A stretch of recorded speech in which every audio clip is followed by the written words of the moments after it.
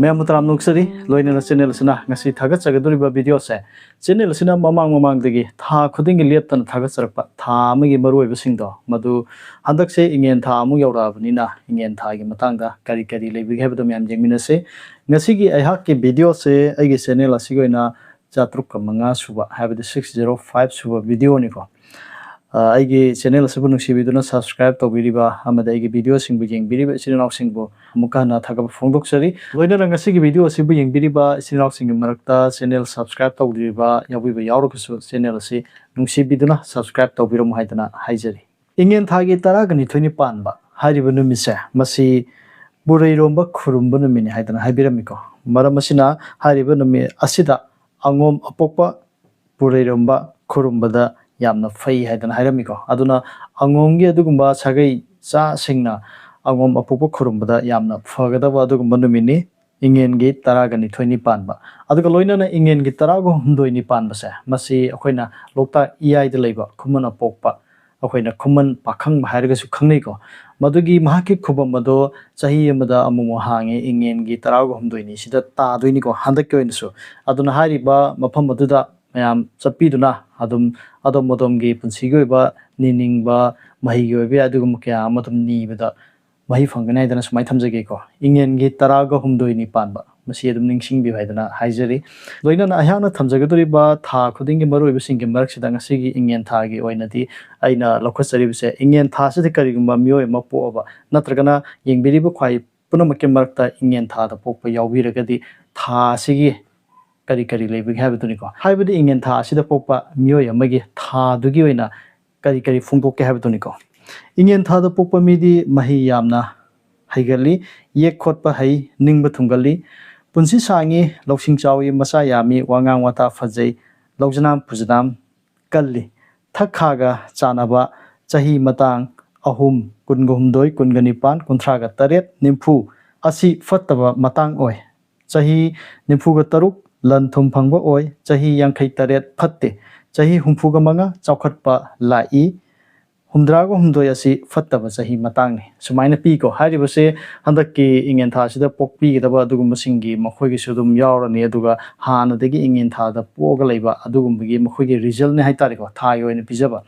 aduga hariba ingen tha si ni chaika bana mese monday tuesday wednesday chaika bana mese afavunu mini haidana adum mayam khangbira magani madudi chaika bana mesida karigumba phattaba habedi tanaba oibe yai natragana phattaba thaban gumba ama taragasu karigumba thaba ma tawge haiba taragadi chaika bana mi taramagadi adum afabu oi haidana sumaina phongdok pirameba aduna yauna fabunu mini haidana lawjabani aduga hairiba chaika bana mesida karigumba angang unagadaba yawragasu chaika bana mesida unabiu haidana habedi akoina angang unaba habisida bo akoina sendokpa yaba mutinate adubu karigumba yaba matang yawragasu numit khanaba matangda monday tuesday wednesday hariba ahum sidigi lawbu yai ko madudi hariba numi ahum asida pokpa angang ase mithoi mhenbo igali haidana sumaina phongdo me aduna chaika bana misida tawba yaba mayam leikhre dukan sagaba yum sangaba adagi leidana gari asoba ma leiba pot leiba haitar pot paisa atang pot ama leiba puri phiron leiba sigum haitare karigum thaba ma honba angang larik tamba honba tuition chapa honba sigum kya amadum chaika bana mesidum tawbuda afabu oi haidana sumaina phungdo mi ko mathang isina tanabunu mi se thursday amusung saturday ani se pirami ko tanabunu mi se namila sida afabu thabu kya tawfaroi lai amangba habadi apumbi soiren kasana singba khaidokpadadi tanabunu mitta tawgani haidana hairami ko habadi tanabunu misida tawbu yaba karigum khade piriba ko habadi anaba yam kana naba se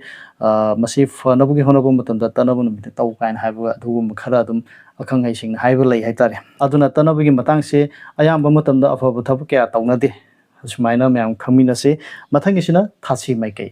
ingen thagi oina thasi maikai asi kaubru maikai asi thasi maikai ni than siba maikai da thau chatpa luhongba hajing puba langphai chatpa yum hongba yatra u inba amasung sa sal puba khibik tawfaroi haidana hairamiko loinana hairiba thase maike adomda yarek ngaba haide haidana su phongdomiko mathangi sina mangmai chakpa thabani mangmai chakpa thaban se ahana ahla masum tana zurbu matanda mahana phongdokhiba do aigi channel sida dum haptana laksabani ingen thagi oina mangmai chakpa thaban se tarungni panba amasung kunga mathoi ni panba hariba thaban ani se mangmai chakpa thabani haidana hairami mangmai chakpa thaban sida afaba thabak kya kanna tawnade aruba afaba thabak kya tawnade haitare aduga hariba mangmai chakpa thaban sida kariguma angang unaragadi angang adu kaya hingande na tragana hingcha yai tamo igale habdi masing mari kan bo igale lohong khongdong mo torogana lukha oigandi kaina phongdomi habdi mari phabo oidi kaina sumai phongdomi ko aduga nahondaring torogana tore irei chenba mahi masing tammagana mahi chagandaba kaina sumai phongdomi ba aduna hari ba thabana se aruba thabana haidana ina adum aigi channel sida adum haptana laksabani mathangi sina ingen thagi oina chahi deba sinjak se ingen thagi oina yanpa kakla common haidana sumain phongdomiko haidiba ahum ase chahidaba sinjang haidana hairame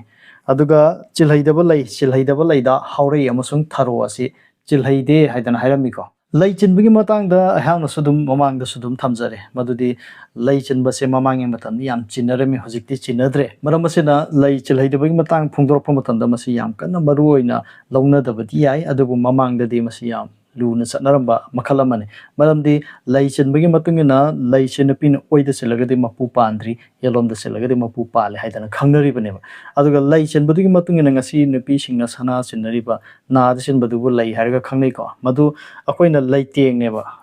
nupi obige lei teng haitare aduga hariba mamangi matamda lei chilamba sidunabu lei sina akoigi hojing matamda perfume ga sainari se lei sina mohut chilleba aduna yamna maruoiba chindaba yadaba haitare nupi obisingna chindaba yadaba moina sinarakpa adugumba amaneba oiromda chinai leisabisingna mapu pandribsingna aduga mapu palabsingna yelomda chinai yamna maruoiba yamna phajakraba adugumba amani ko amaramasina masisu dum yaurami aduna chilhaidaba leise ingen thagi oina haurei amasung tharo hariba ani ase chilhaidaba leini haidana sumaina phungdomi mathangi sina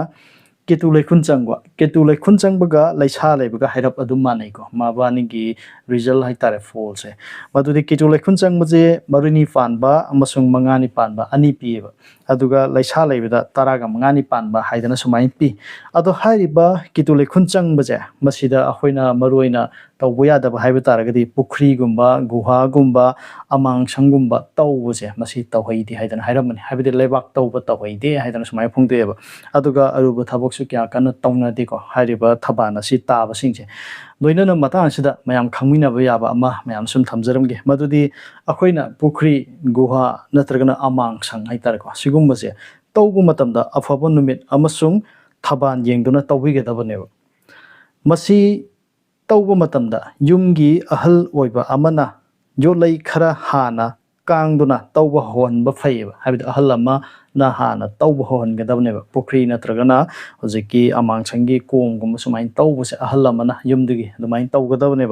aduga loinana hairiba tawba matam sida isagi mi haitar ko mami tabdo mami se masi nanduna kakthatlaga tawkhrabadi jiba panba kaya taduna sigalli haidana phungdueba kanagumba miyoy mana pukhri tawba matanda mahaki mami se masi mami sigi mathakta tawsandana haide mami ta halaga du ka tawre khalaseba aduguma pukhri do jiba panba tadana khotan sigalli haidana sumai phungdueba masi yamna marui ko masi aina sum lokhochabani masi matang sai haidana khanjaraga loinana hariba ingen thase masigi thangjanu misida jatra ta hoide haidana ama thengnei ko masi akoina aruba thabak thorma ma chatpa natra hauba haitare thangjanu misida masi kya kana afaboide ayada pal leiba da maina pi haidana sumai thengna jabni ko masi musoina lokhochabani channel asana ngasi thamjari singa se aha yam khang haidana thamjaba mutina sade aha nasu lairi kya masum naina jaba aduga akoigi ipai pusing haitare ahallaman singna thambiramba khara khongbatjaba ahallaman sing khara tanajaba adugum kya ado khomjinjarga mayanggi damakta channel asina sum thagatuna laksabani mamang dagi tha khuding sum leptana thagatcharakpanina aigi subscriber gi viewers sing nasu ꯊꯥ ꯌꯧꯔꯝꯗꯥꯏ ꯈꯨꯗꯤꯡꯒꯤ ꯑꯩꯉꯣꯟꯗ ꯑꯗꯨꯝ message ꯇꯧꯕꯤꯔꯛꯄ ꯋꯥꯆꯞ ꯇꯧꯕꯤꯔꯛꯄ ꯃꯌꯥꯝ ꯌꯥꯎꯋꯦ ꯊꯥꯒꯠꯄꯤꯔꯣ ꯍꯥꯏꯗꯅ ꯑꯗꯨꯅ ꯃꯌꯥꯝꯒꯤ ꯈꯜꯂꯒꯁꯨ ꯊꯥꯒꯠꯇꯕ ꯁꯨꯡꯌꯥꯃꯛ ꯌꯥꯗꯦ ꯈꯜꯂꯒ ꯑꯗꯨꯝ ꯊꯥꯒꯠꯆꯔꯛꯄꯅꯤ ꯏꯉꯦꯟ ꯊꯥꯒꯤ ꯑꯣꯏꯅ ꯚꯤꯗꯤꯑꯣꯁꯦ ꯍꯟꯗꯛ ꯑꯗꯨꯝ ꯃꯔꯤꯒꯨꯝꯕꯗꯤ ꯁꯨꯔꯝꯃꯅꯤ ꯍꯥꯏꯕꯗꯤ ꯑꯩꯅ ꯊꯥꯒꯠꯆꯔꯤꯕꯁꯦ ꯆꯍꯤ 4-5 ꯁꯨꯔꯛꯑꯕꯅꯦꯕ ꯁꯤꯒꯤ ꯃꯇꯥꯡꯗ ꯊꯥꯁꯤꯒꯤ ꯑꯣꯏꯅ ꯍꯥꯏꯇꯥꯔꯦ ꯑꯗꯨꯅ ꯆꯍꯤ ꯈꯨꯗꯤꯡꯒꯤ ꯂꯦꯞꯇꯅ ꯑꯗꯨꯝ ꯊꯥꯒꯠꯆꯔꯛꯄꯅꯤ ꯍꯥꯏꯗꯅ ꯁꯨꯃꯥꯏꯅ ꯊꯝꯖꯒꯦ ꯌꯦꯡꯕꯤꯔꯤꯕ ꯈ꯭ꯋꯥꯏ ꯄꯨꯝꯅꯃꯛꯄꯨ ꯑꯃꯨꯛꯀ ꯍꯟꯅ ꯊꯥꯒꯠꯄ ꯐꯣꯡꯗꯣꯛꯆꯔꯤ ꯃꯇꯨꯡ ꯇꯥꯕ ꯚꯤꯗꯤꯑꯣ ꯀꯌꯥ ꯑꯃꯁꯨ ꯃꯌꯥꯝ ꯃꯤꯠꯌꯦꯡ ꯇꯥꯃꯤꯟꯅꯁꯤ ꯃꯔꯝ ꯑꯁꯤꯅ ꯆꯦꯅꯦꯜ ꯑꯁꯤꯕꯨ ꯁꯕꯁꯀ꯭ꯔꯥꯏꯕ ꯇꯧꯗ꯭ꯔꯤꯕ ꯌꯥꯎꯕꯤꯕ ꯂꯩꯔꯒꯁꯨ ꯆꯦꯅꯦꯜ ꯑꯁꯤ ꯅꯨꯡꯁꯤꯕꯤꯗꯨꯅ ꯁꯕꯁꯀ꯭ꯔꯥꯏꯕ ꯇꯧꯕꯤꯔꯝꯃꯨ ꯍꯥꯏꯗꯅ ꯍꯥꯏꯖꯔꯤ ꯃꯇꯥꯡ ꯁ꯭ꯋꯥꯏꯗ ꯉꯁꯤꯒꯤ ꯚꯤꯗꯤꯑꯣ ꯑꯁꯤ ꯂꯣꯏꯁꯤꯟꯖꯔꯒꯦ ꯀꯪꯂꯩꯄꯥꯛ ꯏꯃꯥꯅ ꯌꯥꯏꯐꯔꯦ